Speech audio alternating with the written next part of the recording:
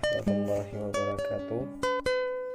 Baiklah, di sini saya akan menceritakan, mungkin juga kalian sudah pernah mendengar cerita ini, cuman saya akan flashback ya, tentang kisah sedih ketika para sahabat ditinggalkan oleh Rasulullah SAW. Mulai kita dari pertama, yaitu tanda-tanda perpisahan Nabi ketika dakwah sudah semakin sempurna, agama Islam sudah berkembang dengan pesat, sudah menguasai segala, mulailah tampak tanda-tanda perpisahan Rasulullah SAW dengan kehidupannya. Hal tersebut ditandai dari ucapan beliau, perbuatan beliau yang jarang sekali menyalahi kebiasaan beliau. Kita mulai dari pertama, pada bulan Ramadan tahun ke-10 Hijriah, Rasulullah melakukan iktikaf selama 20 hari. Pada tahun-tahun sebelumnya, beliau hanya beriktikaf 10 hari. Dan kemudian malaikat Jibril mengajarkan Al-Quran sebanyak 2 kali, padahal pada sebelum-sebelumnya hanya mengajarkan 1 kali. Dan pada haji wada beliau bersabda, "Saya tidak tahu, mungkin saya tidak berjumpa dengan kalian setelah tahun ini di tempat wukuf ini selamanya." Kemudian di Jumrah Aqobah beliau bersabda, "Ambillah dariku manasik haji kalian. Mungkin saya tidak sempat pergi haji lagi setelah tahun ini."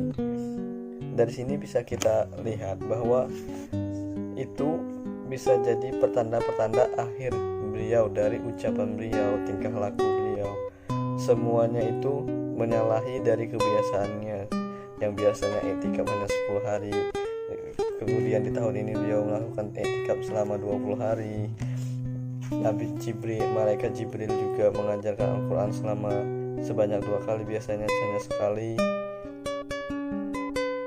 Lanjut lagi, bisa mungkin yang selanjutnya. Kemudian turun pula surah An-Nasr pada pertengahan hari tasyrik beliau. Pada pertengahan hari tasyrik, beliau tahu bahwa itu tanda perpisahan dan ucapan duka bagi dirinya.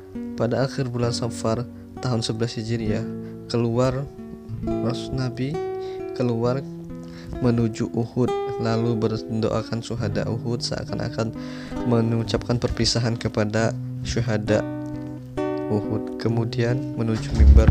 Pada tanggal 29 Safar tahun ke-11 Hijriah, mulailah Rasulullah jatuh sakit, yaitu sakit kepala dan panas.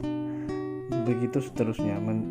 Rasulullah menderita sakit selama 13 atau 14, tapi selama sakit beliau masih sempat mengimami selama sekitar 11 hari. Ketika Rasulullah sakit, beliau masih sempat ingin berlaku adil kepada para istrinya. Beliau sempat bertanya, "Di mana giliran saya besok?" Istrinya paham bahwa beliau ingin tinggal di rumah Aisyah selama beliau sakit, dan di sana Aisyah pun, selama Rasulullah berada di rumahnya, Aisyah pun selalu membacakan surah Al-Mu'awwizat atau surah Al-Ikhlas, Al-Falaq, An-Nas, dan berdoa didapatkan Rasulullah, kemudian ditiupkan kepada telapak tangan dan kemudian diusapkan kepada seluruh tubuh Rasulullah untuk mengharapkan barokah darinya. Di sana beliau menghabiskan minggu terakhir 5 hari sebelum beliau meninggal. Sebelum meninggal, panas Rasulullah bertambah, sakit makin keras. Beliau meminta para sahabatnya untuk menyiraminya. Para sahabat melakukan dan menyiramkannya hingga beliau berkata, "Cukup." Ketika itu beliau merasa kesehatannya membaik, dan beliau masuk masjid dengan kepala diikat, lalu duduk di atas mimbar dan berkhutbah di hadapan orang-orang yang mengelilinginya, yang artinya laknat Allah ada pada orang Yahudi dan Nasrani. Mereka menjadikan keburukan para nabinya sebagai masjid jangan menjadikan keburukanku sebagai berhala yang disembah. Kemudian Rasulullah meminta kepada hadirin membalas apa yang pernah dilakukan terhadap mereka, seperti jika ada yang dicambuk atau dicaci. Setelah itu beliau sholat zuhur dan kemudian kembali lagi menyampaikan khutbahnya. Dia juga berpesan kepada kalangan Ansor.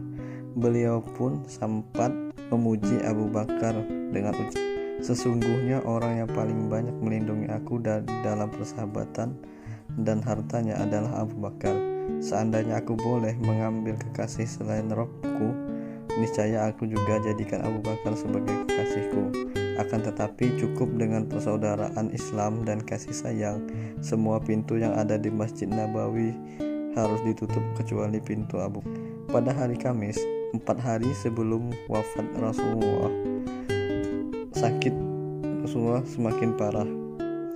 Beliau berkata, "Mari berkumpul, akan saya tuliskan wasiat untuk kalian agar kalian tidak sesat setelah itu." Sesaat itu berkumpul beberapa tokoh, diantaranya Umar. Maka berkatalah Umar, "Sakit beliau sangat parah, sedangkan bagi kalian ada Al-Quran, cukuplah bagi kalian Al-Quran." Ahlul Bait berbeda pendapat dalam hal ini. Ada yang meminta dituliskan wasiat Rasulullah dan ada yang berpendapat bahwa seperti Umar. Akhirnya Rasulullah meminta mereka untuk beranjak pergi meninggalkannya. Namun pada hari itu Rasulullah sempat berwasiat 3 hal. Pertama, beliau berwasiat untuk mengeluarkan Yahudi dan Nasrani dari kaum musyrikin dan Jazirah Arab. Kedua, melanjutkan kembali pengiriman para utusan sebagaimana yang telah beliau lakukan dahulu. Ketiga, perawinya lupa. Kemungkinan ada wasiat berpegang teguh pada Al-Quran dan Sunnah, atau meneruskan pengiriman pasukan Usamah, atau wasiat tentang sholat, atau memperhatikan. Meskipun sakit, beliau sangat parah, beliau tetap sholat sebagai imam pada hari itu dan masih sempat sholat dan membaca surah Mursalat. Namun pada waktu Isya, sakit beliau semakin berat sehingga dia tak kuasa. Ketika Nabi sakit dan tidak bisa keluar rumah, Nabi berkata kepada Aisyah, "Apakah orang-orang sudah sholat?"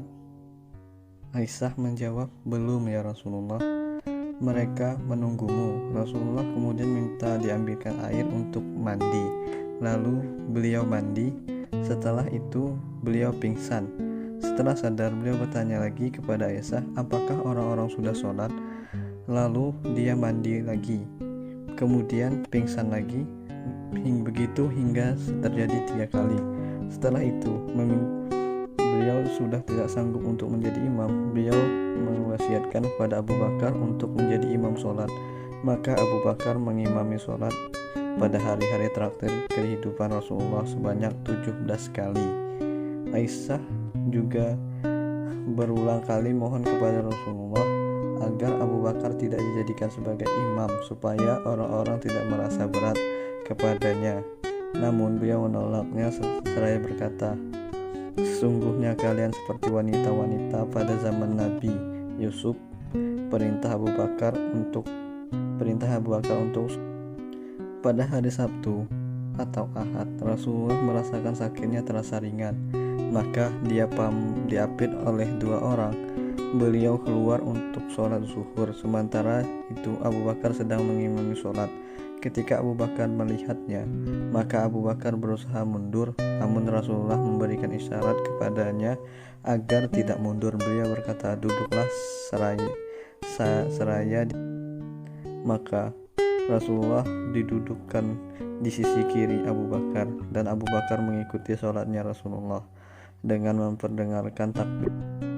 Pada hari Ahad, sehari sebelum wafat, beliau memerdekakan budaknya. Beliau bersedekah sebanyak 9 dinar. Senjatanya dihadiahkan kepada kaum muslimin. Pada malam harinya, Aisyah meminjam minyak untuk lampu dari tetangganya. Saat itu baju besinya digadaikan kepada seorang Yahudi untuk mendapatkan 30 sak gandum.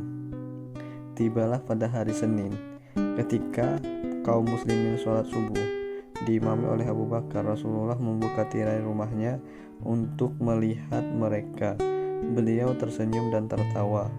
Abu Bakar mundur ke barisan sholat karena dia mengira Rasulullah akan sholat. Namun Rasulullah melambaikan tangan dan memberi isyarat dengan mereka untuk meneruskan sholatnya.